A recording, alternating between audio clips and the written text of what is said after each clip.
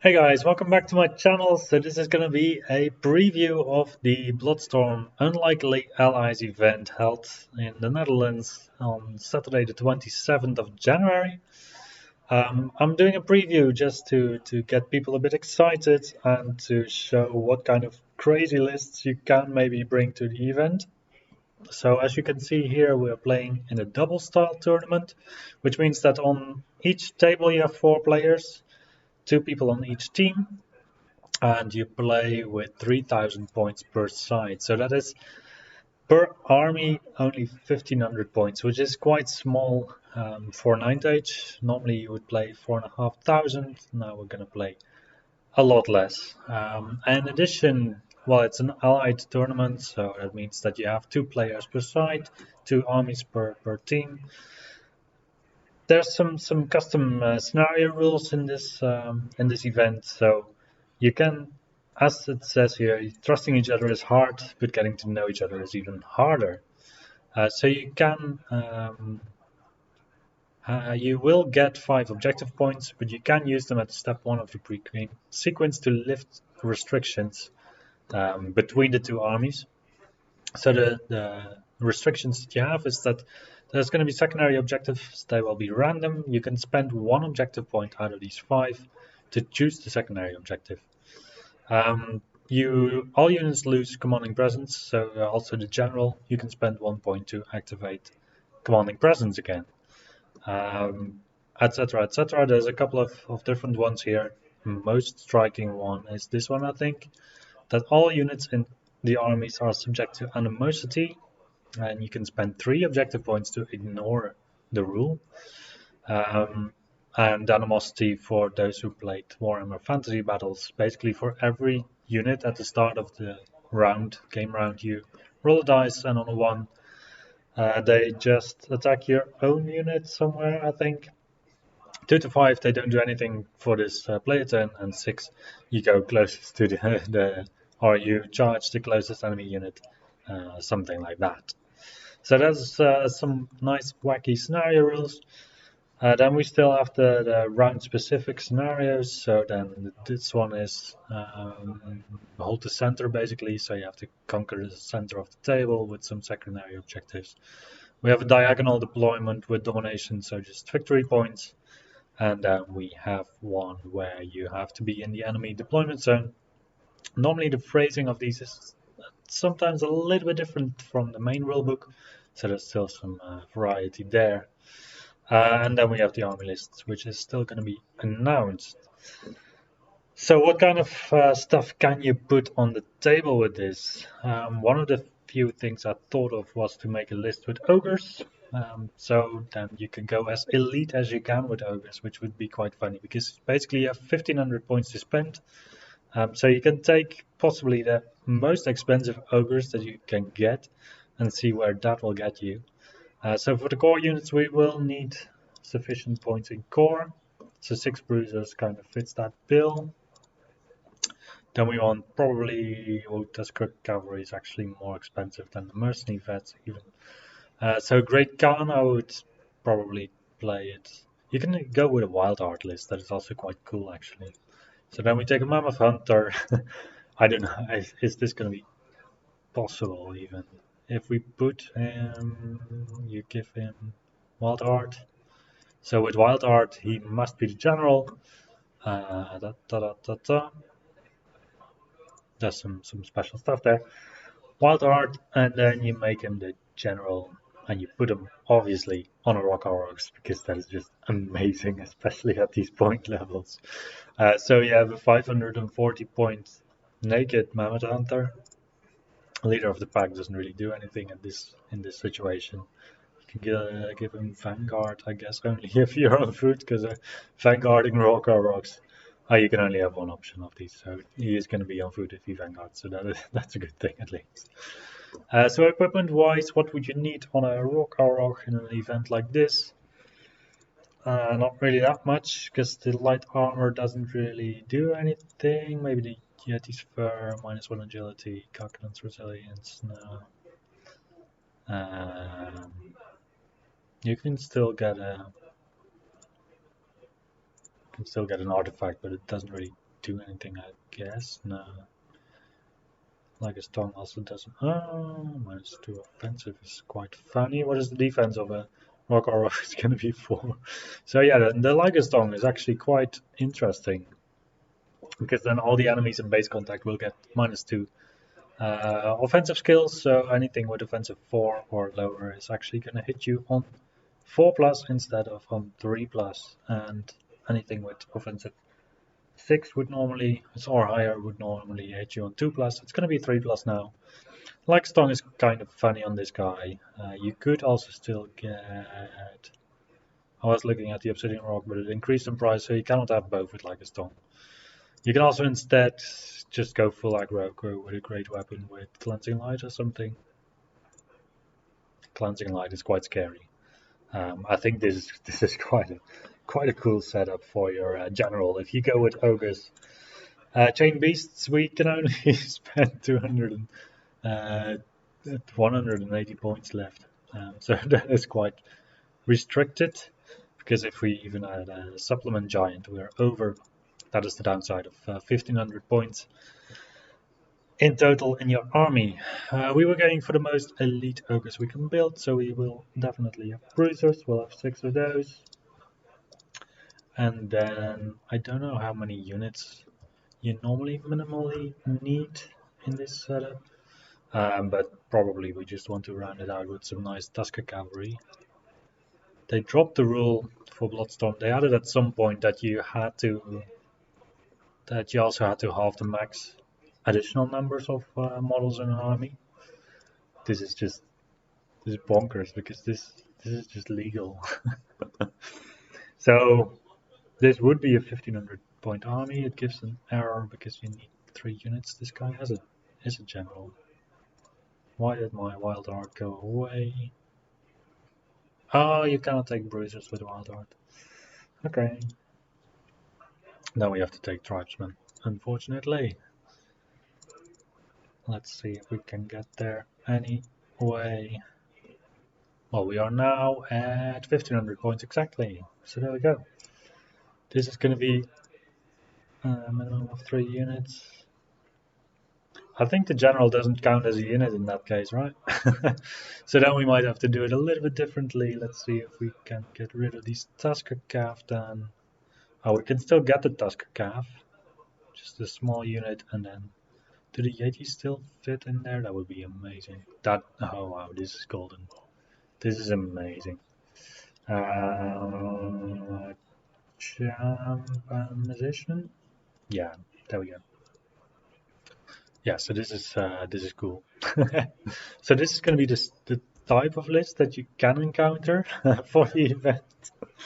So we have a Mammoth Hunter with a great weapon, Cleansing Light, Hunting Spear on a Rock or Rocks. He is the general with Wild Art.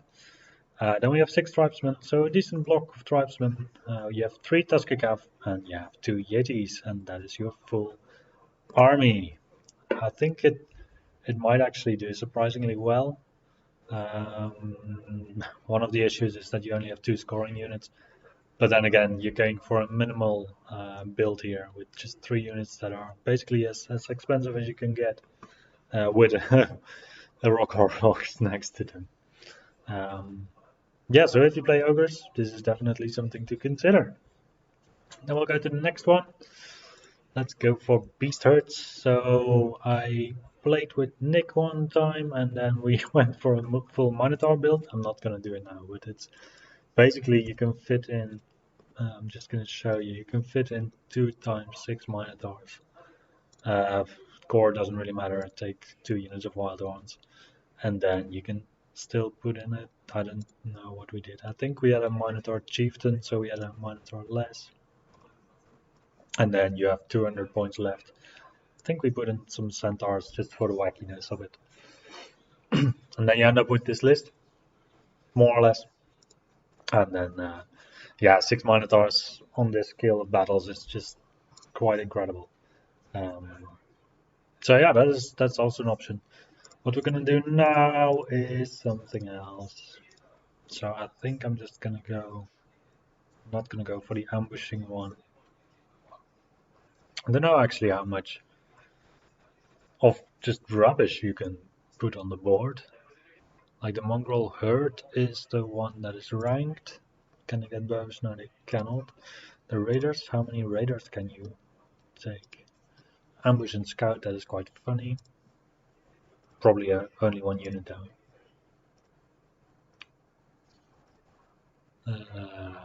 2 units. Mongrel raiders is limited to 2.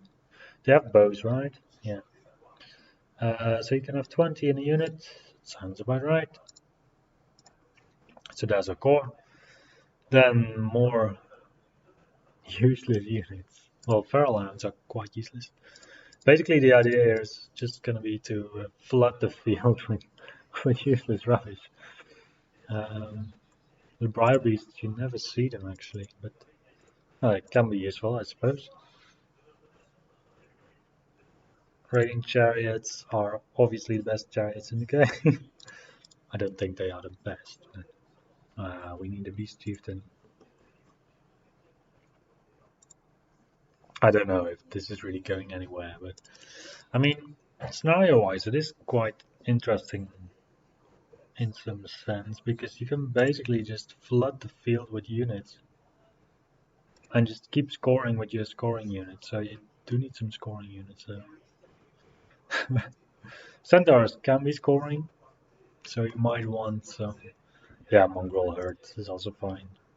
There's the flag of the scoring. Yeah, I'm already way over budget. Okay, so let's get rid of these guys. Ambush is nice on a scoring unit, and then we want another scoring unit with ambush preferably because it's just wacky in these kinds of games where you don't have that much on the table to begin with. The centaurs can be scoring, so that's a positive aspect. Gargoyles seem too expensive for what they do. Then we have 120 points left.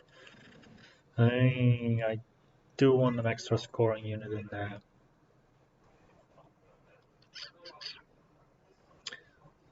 Longhorns are not really that fast, are they? So then I would actually get some minotaurs in, but they are frenzied.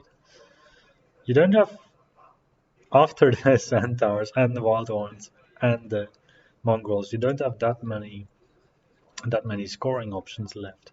Because the raiding chariots are not scoring, are they? No, they're not. Okay. Well then it's gonna be some minotaurs. Probably you managed to do this in some way. Yeah, so the beast chieftain is the cheapest possible with 10 points over. Oh, we have a magician on this one. Here we go. There we go. Why did I not get a decrease in points? Oh, here we go. The army over budget scoring thingy doesn't work. Okay. So I would by no account say that this is a good list, but I mean, in the sense of the event, it can actually perform quite well, I would say, because you have like 1, 2, 3, 4, 5 scoring units. You have chaff for days, so basically you can just hold up um, the enemy indefinitely by just feeding him stuff, especially against an army like the ogres that we just saw. You're just gonna draw out some charges, flee them, rally again, and you still have your teammate who can actually pull some work there. Yeah, so that is gonna be the beast herds for today. Then we go to Empire with an army called Guns, Guns, Guns. So probably you already know what's gonna happen here. We will have a wacky choice of an artificer as a general because that is just awesome, with a long rifle because that is just fluffy as hell. Then we also need an inquisitor because an inquisitor with silver shots is so incredibly cool. There we go. There's a lot of people who play him on a horse. I myself have never played him on a horse because I find that the fact that you pay 105 points is quite a lot. He is going to be a cowboy at this point. He's quite a cheap cowboy at 285. But you have to protect him in some way. because otherwise you're just running around 3 hit points, 2 up armor save. Sure, you have a 2 up armor save, but 2 up armor save doesn't protect you from everything. You can consider taking a Dragonfire gem to protect you from Quicksilver Lash. So we'll just do that. Then we go to the core units. So State Militia, they are quite appealing often, but we hit the Imperial Auxiliaries cap quite quickly. I think you would actually remove the Artificer if you can fit in some artillery otherwise. Artillery is really expensive. Um, so the war machine that benefits the most from an Artificer is a volley gun. And the volley gun has a problem that usually small units are very well suited to take care of your volley gun. So it's not in a nice spot at 4,500 points. However, at 1,500 points with a reroll on the misfire table for your artificer and also a +1 to hit, it is actually quite nice. So we'll just take that, and then yeah, I mean you get the order from the artificer that you want actually the light infantry in there. Unit of 17, I guess. Yeah, because we're nearly over. 18 would still fit, but you want to run 3x6. Champions don't get any weapons anymore. You can get crossbows. Oh, then you go over. That's not nice. Then we stick to the handguns. And we will pop on a... Possession doesn't really make any sense, does it? Let's just pop on a champion. Okay, so basically we are at 800 points. We are out of our cap for shooting by now. This is how Empire works. You want to oh, what did I do? You want to spend points on Imperial auxiliaries basically if you want to go for a gunline build, and you're not allowed to. The only thing we can still do though is to get a Marshal on a Pegasus with a pistol and a repeater pistol, because then he will have 4 shots, which is actually quite decent. And then we can give him Ghostly Guard, because Ghostly Guard in these type of events is actually also quite okay. Because people don't have that much magical attacks. So then you're looking now at a cowboy for 250 points. Let's have a look at it. 250 points. You have an order. You have fly 816. You have 3 wounds, resilience 4 with a 1-up armor save against non-magical attacks. You have hard target 1. And then you have 3 attacks, strength 6 with your great weapon. You can let enemies strike first. Maybe you want a halberd instead, so you can strike first on the charge. Pistol that shoots on a 2+, repeater pistol on a 3+. Because you have a pistol, you get shots 4. So you have 4 shots that hit on a 3+, quick to fire, on a mobile horse. So that is, I would say, it is quite a valuable piece in certain army combinations. What else can we do here? So you still need some core to fill up. Basically, we have 1 order from the Artificer going onto a unit, and we have 1 order from the Marshal that can go within 6 inches or something. 8 inches. 8 inches. Can actually make him the BSB as well for style points. Also because I don't think it awards you any points in Bloodstorm. There's one scenario where you count the points, but otherwise BSB doesn't cost you anything if you lose it. So you might as well take it with Empire. Now we can still get some combat capable units, so we can get a big unit of knightly orders as big as we can. Cavalry picks, because they are way too good. Let's say 10 with full command. These don't really benefit from any orders, do they? Because they can get the March order. That's all nice and well. I think they're not good enough for what they do. So then you might as well get heavy infantry. It really depends whether you want to make use of the parent support system at this point, because then you would take heavy infantry. Still have 300 points left, so then you can take some Imperial Guard. So you have a parent unit in the Imperial Guard, you have a support unit in the heavy infantry, you have a support unit in the light infantry, so you can set up some interesting things. I think normally this would. Oh, you can give them great weapons, and then there you go. Yeah, I think this would be the setup that I would play. That's quite a funky list. Quite fun.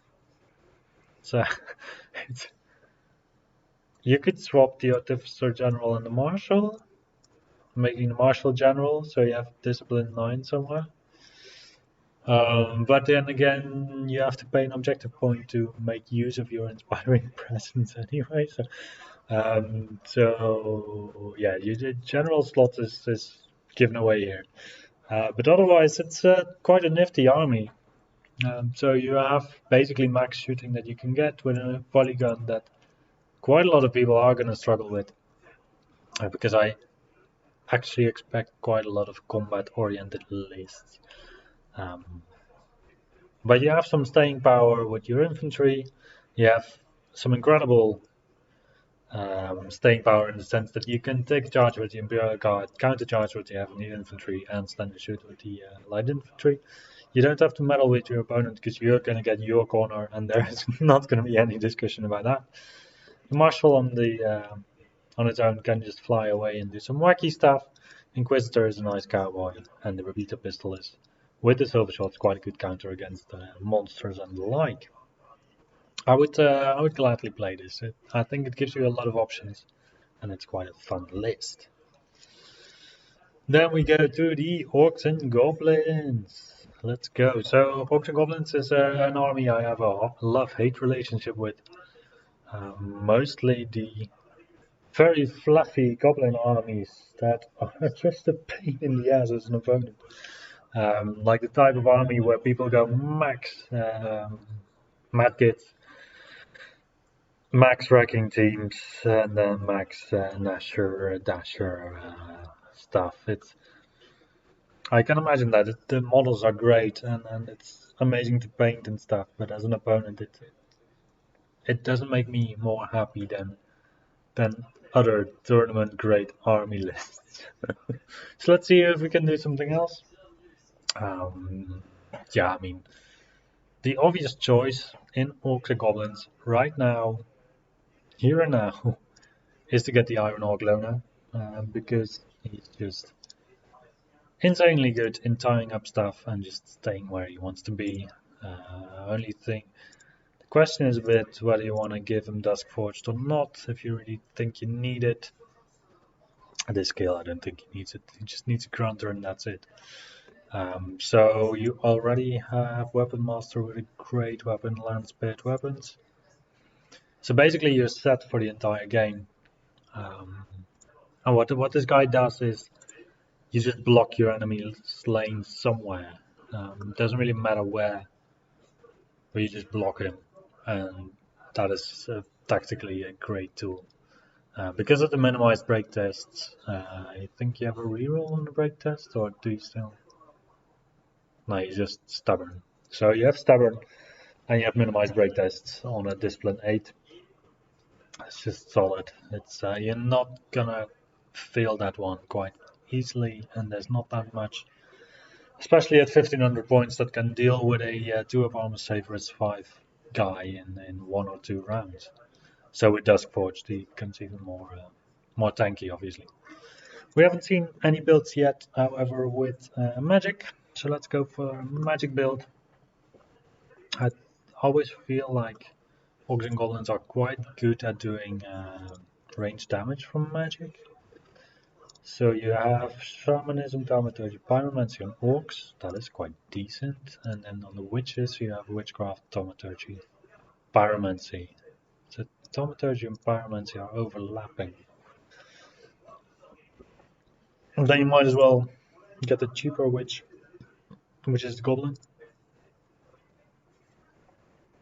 Let's see, if we go for Thaumaturgy is more damaging than pyromancy. So in thaumaturgy, what do you have as level 5 and 6 spell? You have Trial of Fate, Rod of God. Yeah, that is not worth it. Rod of God is not worth it anymore in general because they removed the fact that you get extra range from the counters mostly, and in this event especially, the tables are going to be quite big in comparison to the armies. So I would say that thaumaturgy added is sufficient, and then you copy it for a pyromancy dude, and the pyromancy Wizmaster is too much, right? Scorching Salvo is not gonna. Yeah, you're not gonna make much use out of Enveloping Embers and Scorching Salvo. So Wizard added, Wizard added. There we go. There is this one item, Skull Fetish, that you have to take. Yes. That was different, right? I thought it was one veil token for every model in combat or every unit in combat. Then again, Goblin Cunning, passing rallying tests. But basically, we're gonna do the same kind of thing as with the beast arts, but then probably more efficient. So in this case, you only need your goblins to just stand in the way and rally. Bows are excellent for that because then you can do some stuff before you run away and rally. So the wizards, if you join your wizard to the unit, it also automatically rallies. People are not gonna have sufficient stuff to deal with this. So that's quite funny, I suppose. We don't have sufficient core stuff, so you get a banner and a musician. You don't need a banner. If you're in combat, then you're screwed anyway. So champion is better because then you can at least get rid of a dueling situation. Do you still want spears or spear and shield or shield?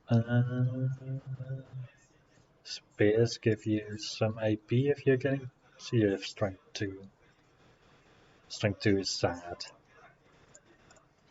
Strength 2 is really sad. Then we go to the next choice. So we're about halfway in our army. Yeah, if you want to go for it, just we're doing a fun build, so I'm not gonna get any mad kids. I'm gonna get some Goktuk initiates though. Let's see what Netter does. Netter doesn't do that much. Headhunter is fun. You are attached to the unit that you are in, right? So you're throwing weapons on it. It's funny. It's just funny, that's it. But basically you need a mobile unit of reavers to do that. It's not that bad if we go over the core limit, right? So if we get 2 Goktuk initiates with Headhunter, then they can appear in our Goblin Reavers. So then we have a unit with a total of 6 shots, throwing weapons 4 plus poison attacks. That's quite decent, that's quite funny. And in combat they still have, I guess, paired weapons with poison. That's not the best unit there is, but it is still quite funny. Now the question is, do we want to go just for goblins or do we want to do something else? It's quite impressive that you have Discipline 8 as a goblin witch, I would say. I mean, it's not a wizard master. I would expect Discipline 8 on a wizard master. I wouldn't expect necessarily the same discipline for a goblin witch as for a dread elf wizard.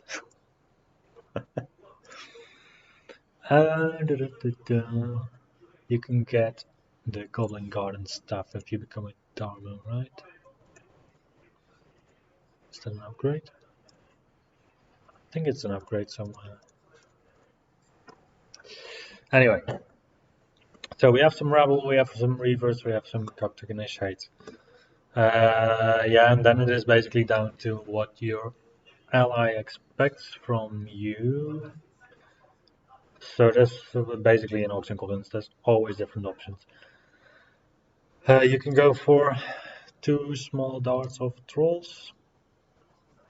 as one option, or just one big unit of trolls is also an option. They have lost their stupidity, they just are really tanky now and they can dish it out quite well with other units. I would say this is a nice addition for 360. You can also go for the Iron Rock Chariots. It doesn't really make sense because you don't have any other Orc unit. And they really do benefit from the Blood Rivalry, Brute Rivalry. Guardian Behemoth is also fun. And then we can get two options. This poisoned attacks. 6 poisoned attacks, quite fun. +2 armor, frenzy and impact hits. Or random movement. +2 armor is probably the best. Yeah. Yeah, probably the best. So then we have 25 points left. This is gonna be close enough. So this is something of a different list. Once again, not necessarily the best list you could play, but quite funny in the sense that it just has a couple of things of everything. I would say combat-wise, it is not that potent. However, at 1500 points, you're fielding Channel 2 with 4 spells, with Thaumaturgy that gets its boost as well, Skull Fetish that gives you extra field tokens, and a little bit of a scary Guardian Behemoth. I think it's a funny list. I think it can pair quite well with a teammate. Definitely needs some support to fill some gaps there, most notably in the combat department. However, 50 bow shots is already quite a lot if you manage to pull them off. Some elves are not going to be very happy with you. I'll go to the next one. We will go for dwarves. And we will go for dwarves with just combat stuff. So I'm going to say it in advance, I'm not going to go for this Seeker spam. I'm not going to go for any shooting. I'm not going to go for greybeards with throwing weapons. We're just going to go old style dwarves. So basically that means at least one unit of Deep Watch and one unit of Kingsguard. I'm not going to put in any cheeky miners because I'm not going to. And then what else? Do I want warriors or greybeards? I want both. So what you quite easily end up with is the traditional dwarf army of the blocks of 20. So this is basically what people used to play in 6th edition Warhammer, 7th edition Warhammer. Just blocks of 20. That was big enough.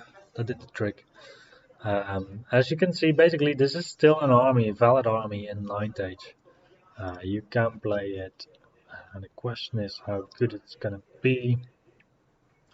And dwarves, you cannot play them without a BSB and a general. Oh, we're over budget. Oh, no hold stand for you. So we're missing 45 points. The King's Guard's gonna get a character, and the Deep Watch is gonna get a character. We are at 1509, 10 points too much. Oh no, I didn't add any command anyway. So obviously that is off the table, that's just not an option at all then. Let's snip off one clan warrior, and there we are. So I'm gonna do it a little bit longer, but this would be one option. I would love to see this on the table. I mean, it's still 80 dwarves. That's quite impressive. But yeah, you probably need some options, some upgrades there to make them a little bit punchier. The only thing that really punches is the King's Guard, and the rest just stays. Which, I mean, in an objective-based game is also not that bad, right? But we will look at some other stuff. So King's Guard is quite interesting. What is the difference between King's Guard and Deep Watch? King's Guard, bodyguard, whatever. Bodyguard General and King, and Deep Watch have bodyguard, just plain bodyguard. I think plain bodyguard is one of the best rules in the game if you play objective based stuff, because basically you can just chocolate character in there. Just decline challenges, duels. Does that work? Character is joined. That character gains stubborn. Okay, so if you decline a challenge, if you decline a duel, you don't get the benefit of bodyguard because your character takes the break test and your discipline is set to 0 if you decline a challenge. Duel. I still have to get used to the duel. Okay, let's go for runic smiths then. So the reason I'm going for runic smiths is that they give +1 AP to your unit. And basically the point difference between a Thane and a runic smith is not that big. The guy is not going to be in there to actually do the damage output, he just has to survive. Shield is quite expensive for these guys. Is it the same for... Yeah, it's the same for a Thane. So the runic smith, probably there's dwarven players that know better setups than this. If you have 3 runic smiths and 3 units of deep watch, do you have enough runic smiths? Only one way to find out. Then we want some grey bits, because deep watch are not fearless. No. And we want some more grey bits. I think this is kind of the list that I would play.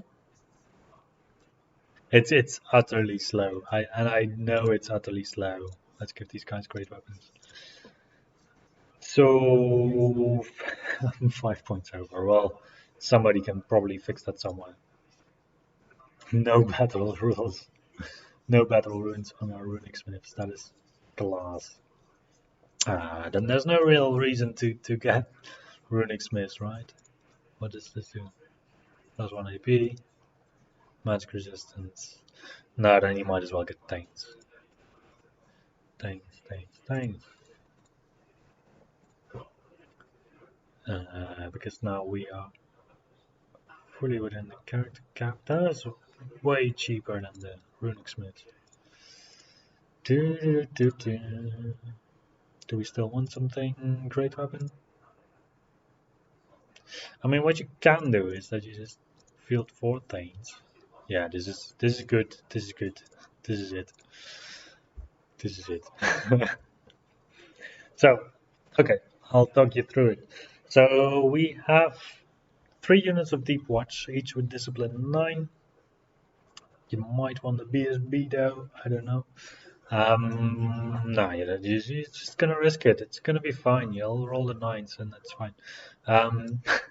So you are gonna be the teammate that is gonna hold charges. 15 deep watch is something that nobody will ever get rid of at a 1500 point tournament.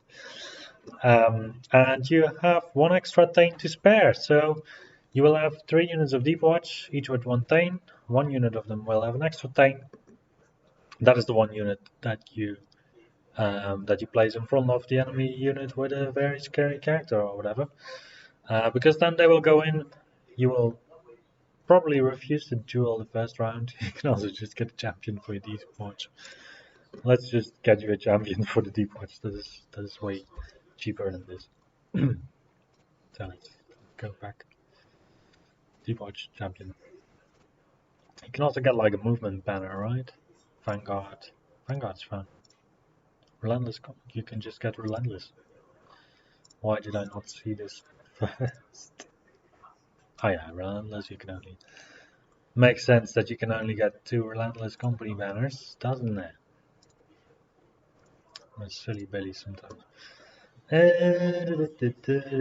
Character is not gonna have Vanguard, so it doesn't make sense to give the unit Vanguard unless you give the Thane Vanguard. Talismanic runes, kinship, ambush and scout. Vanguard, mining. Where's the Vanguard rune? I have no idea. There might be a vanguarding rune somewhere, or maybe it's just the unit that gains Vanguard, so the entire one. There's a unit gains Vanguard.